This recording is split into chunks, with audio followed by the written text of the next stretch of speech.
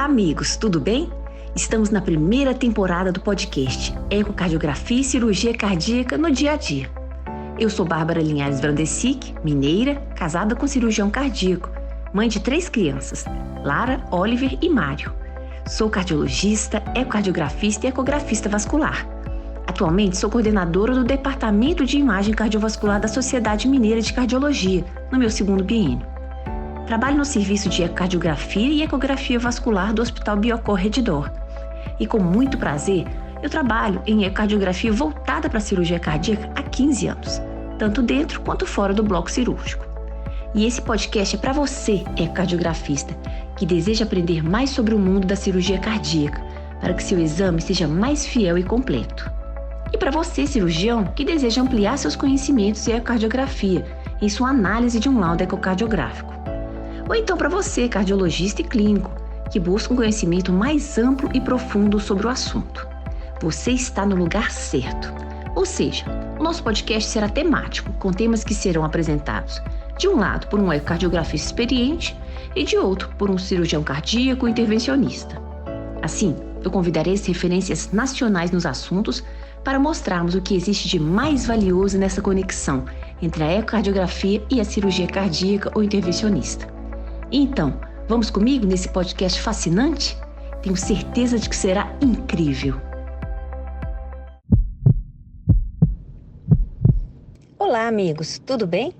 A nossa conversa de hoje vai se tratar de 2 doenças cardíacas congênitas relativamente frequentes, a comunicação interatrial e o forame oval pérvio. O fechamento percutâneo dos defeitos do septo interatrial é uma técnica comprovadamente eficaz no tratamento da comunicação interatrial e do forame oval pérvio em caso de embolia paradoxal. O fechamento transcatéter com vários dispositivos comerciais é possível em 85% a 90% dos defeitos e é realizado quando existem características anatômicas apropriadas. O nosso podcast de hoje será feito com a visão do intervencionista. O que será que ele, ao se deparar com um laudo ecocardiográfico, espera de informações anatômicas e funcionais para que possa adequadamente fazer o seu planejamento cirúrgico? E o nosso convidado de hoje é o querido Dr. Edmundo Clarindo. Ele é cardiologista e intervencionista em cardiopatias congênitas, mestre e doutor pelo UFMG. Ele foi um dos pioneiros no tratamento percutâneo das comunicações interatriais, com experiência em quase 2.000 casos de fechamento de CIA e FOP, desde lactentes até adultos. Ele vai conversar conosco hoje sobre a sua experiência na área de intervenção, nesse assunto tão complexo e repleto de detalhes, a doença do septo interatrial. Dr. Edmundo Clarindo, muito obrigada por participar do nosso podcast e por nos trazer seus conhecimentos e experiência nessa área de intervenção de uma maneira descomplicada, completa e gostosa de assistir. Então, vamos começar com a seguinte pergunta. Querido professor, para você, um laudo ecocardiográfico ideal deve conter quais informações anatômicas a respeito do septo interatrial? Bárbara, boa noite. Inicialmente eu gostaria de te dizer do prazer que eu tenho de participar desse podcast com você, de uma amizade longa que eu tenho com seus pais, de você que eu conheço antes mesmo de nascer, dentro, ou seja, na barriga de sua mãe, né? E desde que você estava entre útero, você já conhecia, vendo sua mãe trabalhando com você, e depois tendo suas informações sobre a sua formação médica, e agora com esse convite que me honra muito, de um podcast falando sobre um assunto de muita importância, prática e atual. Para a primeira pergunta, como um laudo ecocardiograma ideal deve ser feito? O laudo do ecocardiograma, para nos ajudarmos no planejamento das intervenções no nível do septo atrial, ele deve ser feito de uma forma completa e com as informações detalhadas e sem perder detalhes. Por exemplo, o eco deve ser feito de uma forma completa, incluindo fazendo um exame geral, vendo as drenagens das veias, afastando a presença de trombos, principalmente em qualquer parte da cavidade cardíaca, que isso contraindicaria o procedimento, e as bordas sendo descritas de uma maneira bastante simples e clara. Por exemplo, a borda no corte 4 câmaras, a borda inferior, com a distância que elas têm das válvulas, principalmente da válvula mitral, que tem a posição mais alta, a borda ao nível das cavas, ao nível da cava inferior, ao nível da cava superior, a borda ao nível do corte da aorta transversal. E muitas vezes, principalmente no paciente com CA acima de 25 milímetros, é comum não ter a borda anterior. Essa borda, hoje nós sabemos que ela é presente no percentual muito grande de pacientes com CA moderado para grande, isso não contraindica o procedimento. Concluindo, ela deve ser informado as bordas de uma maneira bastante clara. Evitar colocar o corte, o ecocardiográfico com tantos graus. Descreve da forma simples. A borda no 4 câmaras, a borda ao nível das cavas, a borda ao nível da cava inferior, porque todas as pessoas, mesmo aqueles que não estão familiarizados com ler um ecocardiograma, vão entender de uma forma clara. Agora, por outro lado, é muito importante também que o ecocardiografista, ele, dentro da sua elegância, ele descreve as alterações, mas sem tentar tomar qualquer partido ou dar informações que não são necessárias. Por exemplo, nós recebemos alguns ecos, algumas vezes, descrito: paciente apresenta bordas adequadas, bom para amplásia. Amplásia é uma marca. Amplásia não quer dizer que são todas as próteses. Isso não precisa ser colocado. Ou coloca, o paciente tem as bordas, que é um bom candidato para o fechamento percutâneo. Também, o ecocardiografista, ele não deveria chegar a isso. Ele deveria se limitar das informações e não colocar informações adicionais que pode ser fator de confusão. Por exemplo, ele coloca: o paciente apresenta as bordas adequadas.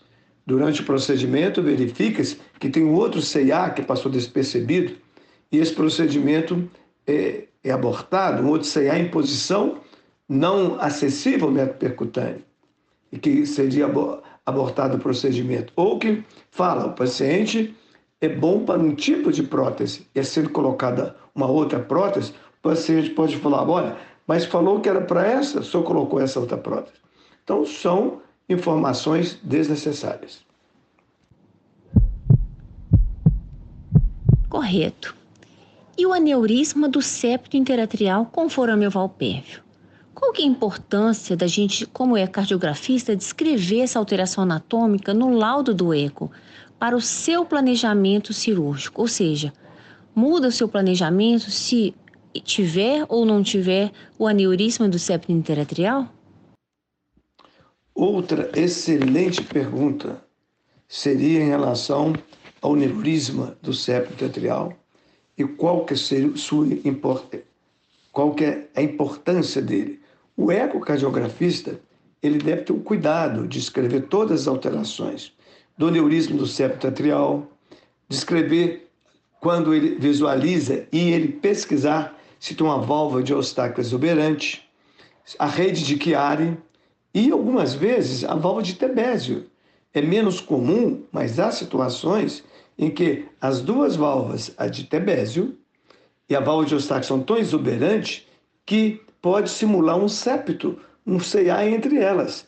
E caso o ecocardiografista, durante o procedimento, e o intervencionista não esteja bem atento, ela pode ser colocada a prótese nesta região e certamente ela vai ser embolizada depois.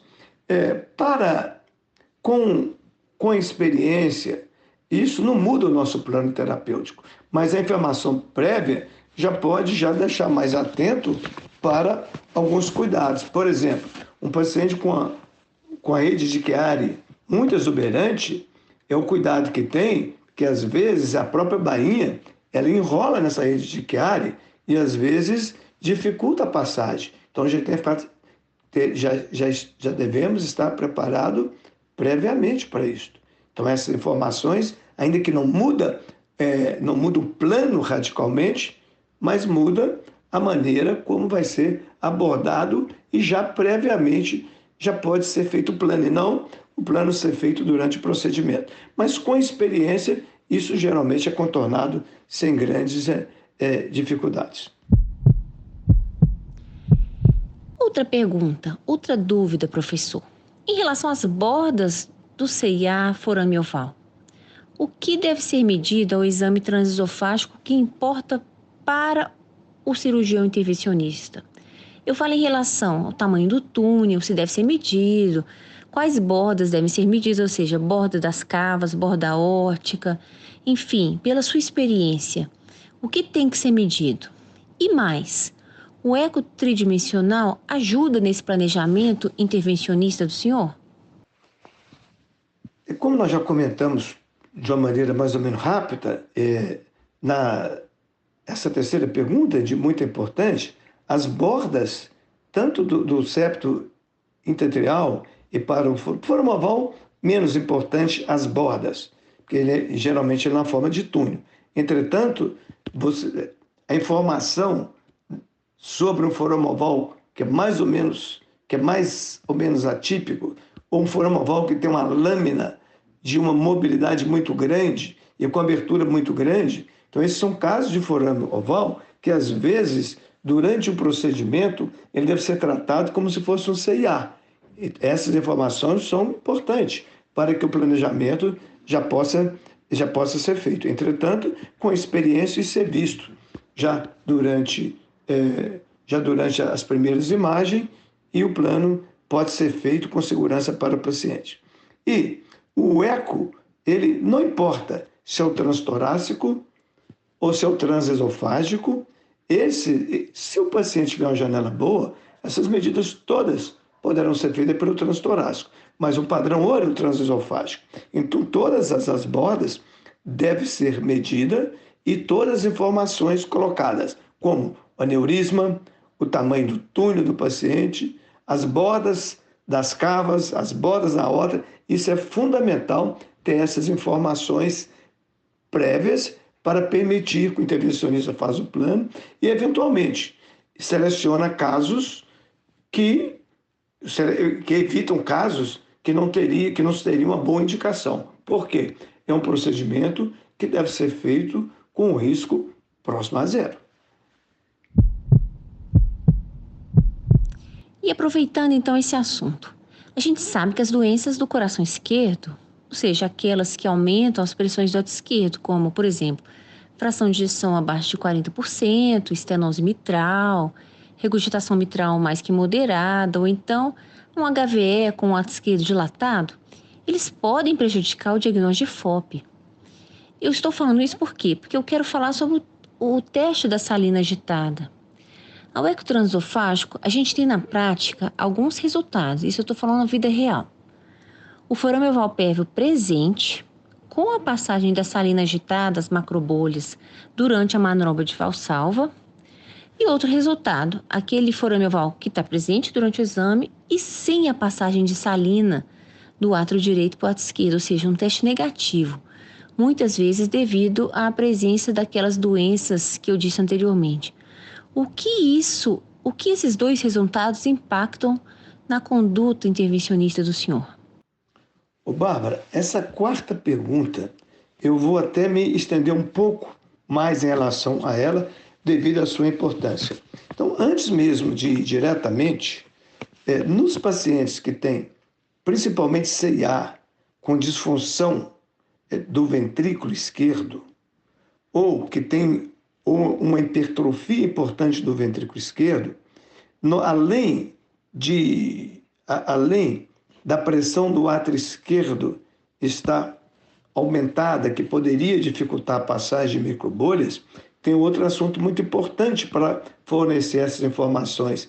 É saber se a comunicação a comunicação ao nível do septo intratrial, se ela pode ser fechada, que muitas vezes ela é importante para descompressão dos átrios. E o fechamento pode levar o paciente ao edema agudo de pulmão.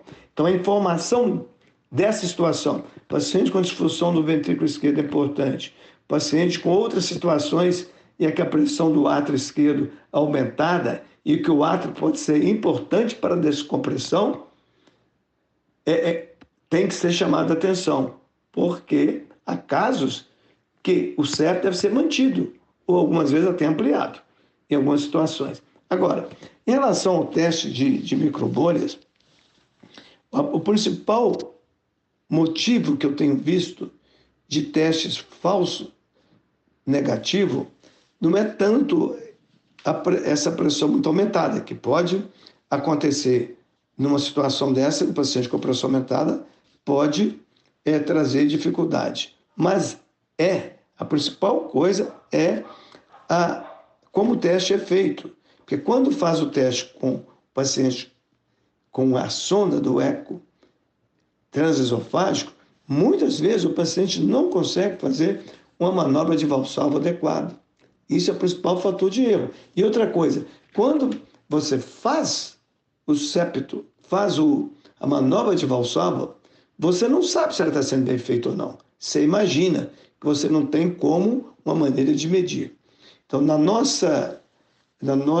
o que nós pensamos, o que nós sugerimos, é que o paciente, principalmente o paciente, vai fazer uma pesquisa de forama oval, que inicia-se o procedimento dele com eco transtorácico. No eco transtorácico, se consegue ter uma janela de tal maneira que o septo inatrial, o átrio esquerdo pode ser vista, faça a manobra no paciente com eco transtorácico, a manobra do paciente, onde você pode ser treinado o paciente e pode, inclusive, através dos fluxos, ver se a manobra está sendo eficaz. E depois, se o septo não for muito bem visualizado, o transtorácico, passa para o transesofágico para trazer mais informações. Nós, particularmente, em todos os pacientes, nós iniciamos dessa maneira e sempre fazemos ao mesmo tempo o Doppler transcraniano, que é feito de uma maneira bastante simples, usando a mesma sonda que usa para o eco cardíaco no paciente, e com o eco transcraniano nós conseguimos treinar o paciente e, de acordo com a curva, nós vamos saber se a manobra de Valsalva está sendo adequada ou não. Como? A curva de pressão sistólica tem que cair pelo menos 30% durante a manobra de Valsalva. Se ela não cai, ela é ineficaz. E todo ecocardiografista pode treinar, fazer o corte usando a própria sonda para fazer o Doppler transcraniano. Então, do ponto de vista ideal e prático, seria interessante fazer o transtorácico e o Doppler transcraniano. E o transesofágico ser realizado para dar informações adicionais quando a janela pelo transtorácico não for adequada para o paciente. Ô, Bárbara, eu escapei um pouco e não respondi. Pela minha experiência, que o Eco 3D ajuda no planejamento. O Eco 3D, toda informação adicional, ela é muito importante para o paciente. Mas eu acho que ele é bom, é interessante, é importante que tenha, mas ele não é mandatório. Ele não, para abordagem ao nível do septo atrial e outras não. Ele não é mandatório, ele ajuda em algumas situações no paciente. Nós, com quase 1.900 casos, eu posso contar que nós usamos o eco tridimensional e não lembro de nenhuma maneira que ele mudou a nossa conduta no caso dos septos intratriais, não em outras situações. Outra coisa, o eco tridimensional, todo ecocardiografista que faz o tridimensional faz muito bem o bidimensional. Então, na verdade, você tem os dois ao mesmo tempo e pode ser associado. Entretanto, a experiência com eco bidimensional, como ver o septo, ela é muito maior. E para usar o eco tridimensional, para que ele realmente faça diferença, tem que aumentar bastante a experiência para que os detalhes do septo, de visualização das bordas entre os septos, seja feita de uma forma segura. E isso gasta tempo. Então, ele é importante ter, mas não é mandatório. Em relação à importância que a válvula de Eustáquio, aneurisma do septo, seja descrito previamente, a importância que no planejamento já vai chamando a atenção do intervencionista, que já faça o planejamento para evitar erros. Por exemplo, uma válvula de Eustáquio exuberante, ela pode simular borda. Eu já vi casos de pacientes em que ela foi confundida com a borda, a prótese foi colocada e foi implantada, liberada e embolizou depois. Isso. E muitas vezes a borda da cava inferior é tão pequena, associado a válvula de Eustáquio exuberante, que pode fazer confusão. E nessa situação, todos os recursos devem ser olhados. E a borda da cava inferior nem sempre é fácil ser vista com eco bidimensional. Nessa situação, quando tem o eco intracardíaco, ele, desse quesito, ele vê ela com mais clareza, vê muito próxima do seio coronariano. Há situações que nós temos, que nós mesmos com experiência, e que nós não ficamos em dúvida em relação a isso. Nós fazemos um teste extremamente simples. Quando, após fazer análise, ainda existe alguma dúvida em relação se é válvula de Eustáquio ou se é uma borda da cava inferior, nós fazemos um teste de microbolha injetando na cava inferior e vemos a posição que passa as microbolhas. Porque se for septo, no eco transesofágico, as microbolhas vão passar de baixo. Mas se for a válvula de Eustáquio, elas vão passar acima. Se ela passou acima, aquilo não é septo. Aquilo é a válvula de Eustáquio exuberante. E voltar também a enfatizar o cuidado com a válvula de Tebésio exuberante. É menos comum, mas pode simular um septo intraarterial. E por último, sem querer prolongar muito o assunto, mas são tantas dúvidas que surgem, a última pergunta. A gente deve considerar o fechamento do forame oval pélvico na presença de TVP? Ou seja, a gente não vê muito isso na prática. E tantos pacientes têm TVP e forame oval? E então, qual que é a sua opinião? Como não podia dizer, a última pergunta é... Obrigado por essa pergunta. É uma pergunta extremamente inteligente, importante, que seria, nos pacientes que têm trombose venosa profunda, que é tão frequente, e já que esse paciente tem um trombo nessa região, ainda tem um forame oval, isso seria uma indicação para fechar o forame oval? Outras situações também pode ser considerada, por exemplo, um paciente que tem um forame oval e tem uma passagem da direita para a esquerda e tem um cabo de marca-passo dentro do ventrículo direito, ou tem um catéter venoso prolongado, são situações que teoricamente aumentariam a possibilidade de trombo, e na presença de o forame oval, será que isso não seria uma indicação? Olha, a indicação para a profilaxia primária do forame oval, ela, em poucas situações, ela é aceita de uma forma bem clara. Nessa situação que você coloca, não há uma indicação clara para o fechamento de profilaxia primária de um forame oval em paciente com trombose venosa profunda ou outras situações em que poderia aumentar o risco de trombo do lado direito. Isso falando de uma maneira genérica. Na resposta, não há uma indicação.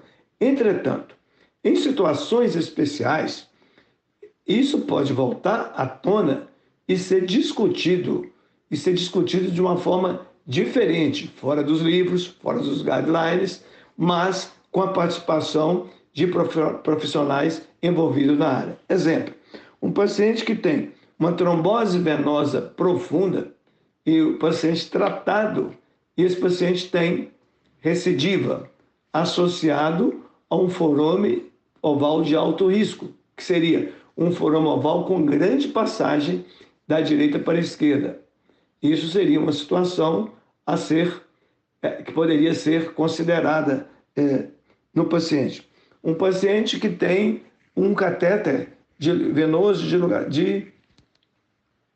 de duração prolongada, que vai ficar vários meses no paciente, associado a um forame oval também um forame oval de grande passagem da direita para a esquerda. Nessas situações, a resposta é não. Isso não deve ser considerado como indicação para profilaxia primária. Mas em situações especiais, isso deve ser considerado. Outra coisa, a trombofilia. Um paciente que tem trombofilia, que a grande maioria predispõe a trombo venoso. Vou esquecer as síndromes de trombofilia que predispõe mais a trombo arterial. Mas a trombo venoso, no paciente que tem uma trombofilia com predisposição a trombo venoso associado a um forame de alto risco, e nós não temos nenhum anticoagulante que seja perfeito, será e que o processo de fechamento do forame oval, o risco é próximo de zero, será que não teria indicação, nesse caso, de fazer uma profilaxia primária e para evitar que um pequeno trombo que se chegasse ao pulmão não traria nenhuma consequência, mas no cérebro poderá ter consequências mensuráveis? Esses casos são aceitáveis, mas nenhum deles preenche os critérios para o fechamento do forame oval. Que o forame oval, não sendo uma doença, sendo um remanescente embriológico, presente em média em 25% da população, e apenas 0,1% desses pacientes terão algum quadro isquêmico relacionado à embolia paradoxal, então a seleção do paciente tem que ser muito criteriosa e respeitando as indicações. Entretanto, em casos especiais, ele também deve ser olhado como casos especiais. E o ecocardiografista, dando todos os detalhes da anatomia do septo, descrevendo lesões associadas, situações em que pode ter aumento da pressão do átrio esquerdo do paciente, além de afastar lesões associadas, é fundamental o papel do ecocardiografista antes para o planejamento, durante para a execução e no pós para o segmento do paciente. Porque a chave do sucesso é essa interação de equipe e a seleção do paciente. Olha, o assunto é muito importante, eu espero ter contribuído de alguma forma e quero agradecer, assim, do fundo do meu coração, a oportunidade de participar com você desse podcast sobre assuntos de fundamental importância e te parabenizar mais uma vez pela sua iniciativa e desejar para você felicidade e que continue tendo sucesso na sua carreira. Muito obrigado. Professor Edmundo Clarindo, eu agradeço muito a sua presença, que engrandeceu muito o nosso podcast. Desde a infância, junto com meus pais, eu acompanho o grande trabalho do senhor junto à medicina, o seu empenho, a sua dedicação, e o senhor é um grande exemplo para mim. E estamos sempre abertos, então, para nossas conversas aqui no podcast. Obrigada!